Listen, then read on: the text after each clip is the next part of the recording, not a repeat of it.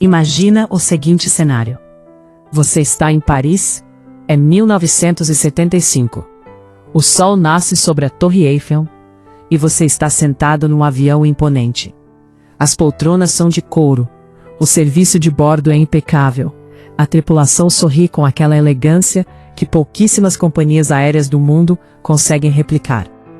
Na lateral da fuselagem, 3 letras douradas brilham sob a luz da manhã europeia. VARIG. Naquele momento, você não está viajando em qualquer companhia. Você está viajando no símbolo vivo do Brasil para o mundo. A prova de que um país tropical, jovem, fervilhante, era capaz de competir de igual para igual com as maiores potências da aviação global. Mas aqui está o que ninguém te contou. Esse mesmo gigante, essa mesma empresa que emocionou gerações, que conectou o Brasil ao mundo, que foi o orgulho nacional durante décadas, iria desaparecer de forma tão dramática, tão dolorosa, tão desnecessária, que até hoje a história dela dói. E a pergunta que fica, a pergunta que vai te assombrar até o final desse vídeo é: isso poderia ter sido evitado? Fica comigo, porque a história da Varig é uma das histórias mais apaixonantes, mais épicas e mais trágicas que o Brasil já viveu. Para entender o tamanho da queda, você precisa entender o tamanho do sonho. Corria o ano de 1927. O Brasil mal tinha saído da era das carroças. A maioria das cidades do interior não tinha eletricidade. O rádio era novidade. E aviões? Aviões eram coisa de circo, de exibicionismo, de loucos que queriam testar os limites da morte. Foi exatamente nesse contexto que um homem chamado Otto Ernst Mayer, um empreendedor teuto-brasileiro de Porto Alegre, teve a audácia de fundar uma empresa aérea no Rio Grande do Sul. Viação Aérea Rio-Grandense. Varig. O primeiro avião da empresa era um Dornier-Wahl, uma aeronave anfíbia alemã que precisava de rios ou lagos para pousar. O Rio Guaíba, em Porto Alegre, foi a primeira pista de pouso da companhia. Pensa bem, a primeira pista de pouso da maior companhia aérea da história do Brasil era um rio. Naquele primeiro ano, a Varig operava apenas uma rota: Porto Alegre, Pelotas, Rio Grande. Um trajeto de pouco mais de 300 quilômetros. A empresa tinha um único avião, poucos funcionários e um sonho desproporcional para a realidade da época. Mas aqui está o primeiro grande ensinamento da história da Varig. Sonhos grandes começam em lugares pequenos. A empresa cresceu devagar, mas cresceu com solidez. Na década de 30, já operava rotas pelo interior do Rio Grande do Sul. Na década de 40, expandiu para Santa Catarina e Paraná. E então veio o momento que mudou tudo. 1942. Segunda Guerra Mundial, em pleno vapor. O Brasil entra no conflito ao lado dos aliados, e o governo federal percebe algo urgente. O país precisava de uma infraestrutura aérea capaz de conectar seu vasto território. As rotas internas eram precárias. A aviação comercial brasileira engatinhava. A Varig soube ler o momento, investiu, se posicionou, e quando a guerra acabou, estava pronta para dar o próximo salto. Mas o verdadeiro divisor de águas ainda estava por vir. Sabe o que separa empresas que sobrevivem de empresas que viram lendas? Um homem certo, na hora certa, com a visão certa. Para a Varig, esse homem tinha um nome: Rubem Martin Berta, nascido em São Jerônimo, no Rio Grande do Sul. Filho de imigrantes italianos, Berta entrou na Varig como simples funcionário administrativo em 1935. Era organizado, disciplinado, obcecado por qualidade. Em pouco tempo, virou gerente. Depois, superintendente. E em 1941, assumiu a presidência da empresa. Rubem Berta não era apenas um gestor, era um visionário. Ele fez uma coisa que parecia completamente absurda para a época. Convenceu os funcionários da Varig a se tornarem donos da empresa. Sim, você ouviu certo. Em 1953, Rubem Berta criou a Fundação Rubem Berta. um mecanismo pelo qual os próprios empregados se tornaram acionistas majoritários da companhia. A Varig deixava de ser uma empresa comum e se tornava algo único no mundo da aviação. Uma empresa pertencente aos seus trabalhadores. Esse modelo gerou um compromisso emocional devastadoramente poderoso. Os funcionários não trabalhavam para a Varig. Eles trabalhavam como a Varig.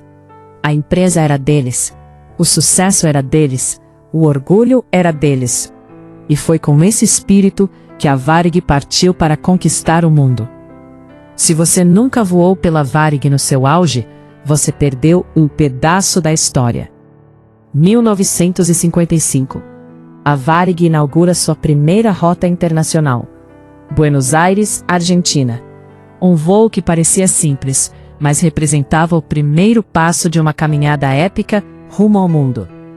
2 anos depois, em 1957, a empresa conecta o Brasil a Nova York. Voa sobre o Atlântico pela primeira vez. O Brasil chega à América do Norte. E o mundo começa a notar que existe uma companhia aérea diferente. Elegante, pontual, cheia de carisma, voando com a bandeira verde e amarela. Mas foi em 1959 que aconteceu o momento que fez o mundo engolir em seco. A Varig chegou à Europa. Rota Rio de Janeiro, Lisboa, Frankfurt. O Brasil, pela primeira vez da história, conectado comercialmente ao velho continente por uma empresa genuinamente brasileira. Nos anos 60 e 70, a Varig entrou em modo de expansão que beirava o cinematográfico. Tóquio, Los Angeles, Cidade do México, Londres, Paris, Madrid, Roma, Copenhague, Miami, Santiago, Lima, Caracas, Bogotá, Assunção. A cada ano, uma nova cidade.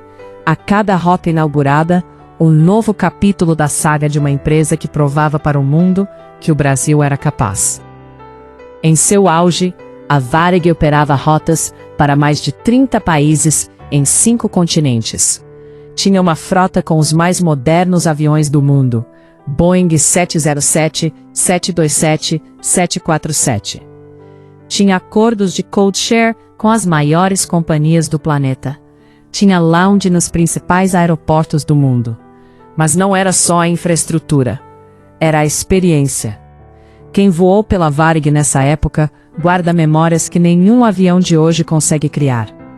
O churrasco gaúcho servido a bordo nas rotas para a Europa. Sim, churrasco dentro de um avião, com aquela suculência que deixava os passageiros europeus completamente perplexos. O carinho da tripulação. As aeromoças da Varig eram treinadas para tratar cada passageiro como um convidado de honra. Não era protocolo, era genuíno. Os kits de bordo com produtos brasileiros, cachaças artesanais, chocolates finos, artesanato regional. A Varig não vendia apenas assentos, vendia o Brasil. E o mundo pagava por isso, e com prazer. Em 1968, um prêmio que pouquíssimas companhias do mundo já tinham conquistado, chegou para a Varig. A 5-Star Diamond Award, a mais alta distinção da aviação mundial na época, concedida pela American Academy of Hospitality Sciences. A Varig não estava entre as melhores, a Varig era uma das melhores. Pensa bem no que isso significa. Uma empresa fundada às margens de um rio, numa capital de estado no extremo sul do Brasil, competindo de igual para igual e vencendo empresas centenárias da Europa, dos Estados Unidos, do Japão. Isso não era apenas uma companhia aérea. Isso era uma afirmação de soberania nacional. Nos anos 70, voar pela Varig era prestígio. Executivos brasileiros chegavam às reuniões internacionais e os colegas estrangeiros perguntavam: "Você veio com a Varig? Aquela companhia é incrível." O ticket médio era alto, o lucro era robusto, a marca era respeitada. Os funcionários tinham estabilidade, plano de saúde, participação nos resultados. As relações trabalhistas eram, pelo padrão da época, exemplares. Parecia que nada poderia parar esse gigante. Mas aqui está o problema com os gigantes. Quanto maior você fica, mais difícil fica enxergar o chão. E o chão estava muito mais perto do que ninguém imaginava. Toda a grande tragédia tem um ponto de virada. Um momento em que as coisas poderiam ter sido diferentes, se alguém tivesse prestado atenção nos sinais. Para Varig, esse ponto veio nos anos 80. O Brasil entrava numa das piores crises econômicas de sua história. A inflação galopava. O câmbio era um pesadelo.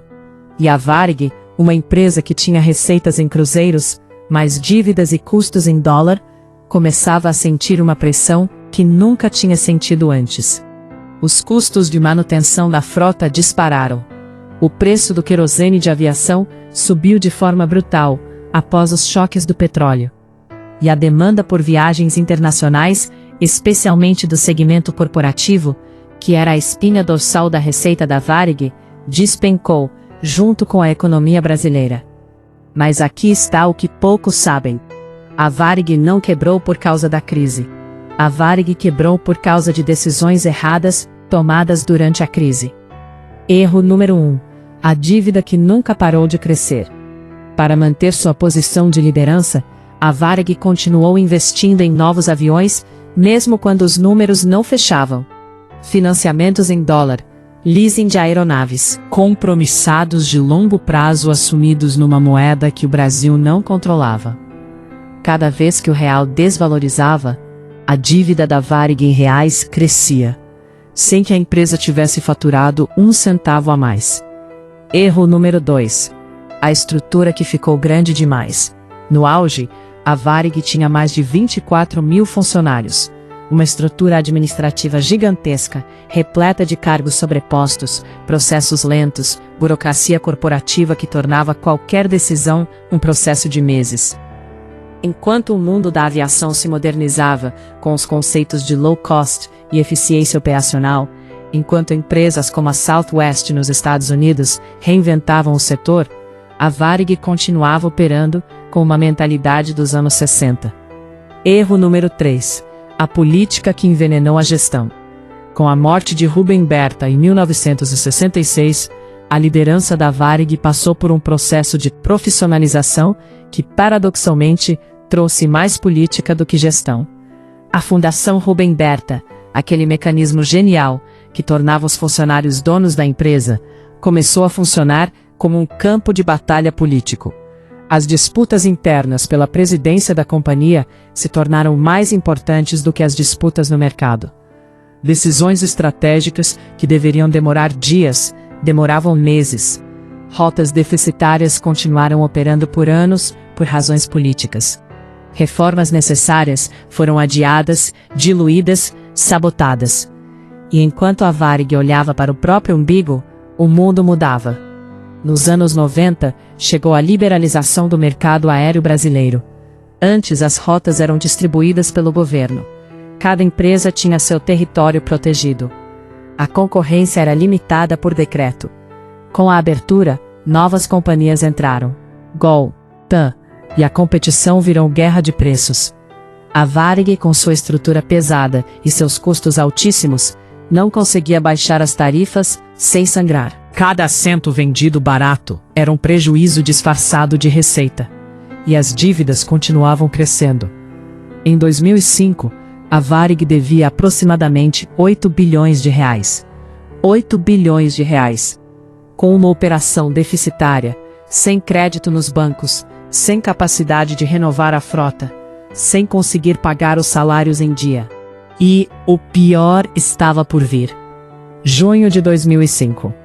Cena que nenhum brasileiro que viveu naquele dia vai esquecer. Passageiros da Varig acordam numa manhã comum, chegam ao aeroporto para embarcar nos seus voos e se deparam com uma cena de filme de terror. Os voos não saíram. A empresa, sem dinheiro para pagar o querosene, simplesmente não conseguiu operar.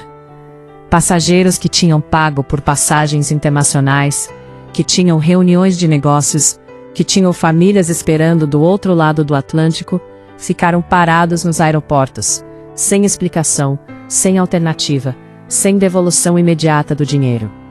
Cenas de pessoas chorando nos saguões, de famílias desesperadas, de executivos que perderam contratos milionários por não conseguir embarcar. A imprensa cobriu tudo ao vivo. O Brasil assistiu chocado ao colapso em câmera lenta de algo que parecia imortal. O governo Lula, pressionado, tentou uma solução. A Varig entrou com pedido de recuperação judicial. Tentativas de venda, de reestruturação, de injeção de capital, tudo foi tentado. Mas alguns problemas chegam a um ponto sem retorno. Em 2006, a Varig foi fragmentada e vendida em partes. A marca, aquele nome glorioso, aquelas 3 letras que um dia brilharam nos aeroportos de Tóquio, de Paris, de New York, foi vendida para a Gol Linhas Aéreas por uma fração irrisória do que já valeu. Os aviões foram um a um devolvidos aos credores. Os funcionários, 24 mil pessoas que haviam dedicado anos, décadas, suas vidas inteiras àquela empresa, receberam demissões em massa. Muitos não receberam as verbas rescisórias. Muitos viram a aposentadoria que haviam planejado a vida inteira desaparecer. A Fundação Rubem Berta, que deveria proteger esses trabalhadores, acabou sucumbindo junto com a empresa. Sabe o que é mais cruel nessa história? A última aeronave da Varig a pousar no Brasil, em 2006, era um Boeing 737. Quando o avião tocou o solo, os pilotos, as comissárias, os funcionários de terra que acompanhavam a operação, choraram. Não era protocolo. Não era performance. Era luto. Era o luto de quem assistia ao vivo ao fim de algo que amava, de algo que tinham construído, de algo que acreditavam que duraria para sempre. E quando aquele avião parou no hangar, e as turbinas desligaram pela última vez com a marca da Varig, um pedaço do Brasil desligou junto. Mas essa história não pode terminar com choro. Porque se tem uma coisa que distingue quem aprende da história de quem apenas sofre com ela, é a capacidade de olhar para o que aconteceu e extrair sabedoria. E a Varig, para quem quiser escutar, tem lições que valem ouro. Lição 1. Grandeza não é garantia de eternidade. A Varig era grande, era respeitada, era amada, e mesmo assim, caiu. Tamanho protege contra pequenas tempestades, mas acelera a destruição quando a tempestade grande chega. Quanto maior a estrutura, maior a inércia. Quanto maior a inércia, mais difícil mudar de direção. No mundo dos negócios, e na vida, a humildade de se reinventar não é opcional, é sobrevivência. Lição 2. Dívida em moeda que você não controla é uma bomba relógio. A Varig assumiu compromissos em dólar, numa economia que sofria desvalorizações constantes. Cada crise cambial transformava uma dívida administrável num abismo. Se você empreende, ou pensa em empreender, jamais assuma dívidas numa variável que você não domina. Isso vale para câmbio, para inflação, para taxas de juros variáveis. O que parece barato hoje pode te destruir amanhã. Lição 3. Política interna é o veneno mais lento e mais letal de qualquer organização. O modelo da Fundação Rubem Berta era genial. O engajamento dos funcionários era real e poderoso. Mas quando as disputas políticas internas passaram a dominar as decisões estratégicas, a empresa perdeu a capacidade de reagir ao mercado. Nenhuma empresa sobrevive quando a briga pelo poder interno é maior que a briga pelo cliente externo. Lição 4. A cultura come a estratégia no café da manhã. A cultura da Varig, de excelência, de orgulho, de pertencimento, foi o que construiu o gigante. Mas essa mesma cultura, enrijecida com o tempo, criou uma resistência patológica à mudança. Os funcionários amavam a Varig como ela era. E esse amor os cegou para o que a Varig precisava se tornar. Amar o que você construiu é lindo, mas nunca deixe esse amor te impedir de reconstruir. Lição 5. O momento de mudar é antes de precisar mudar.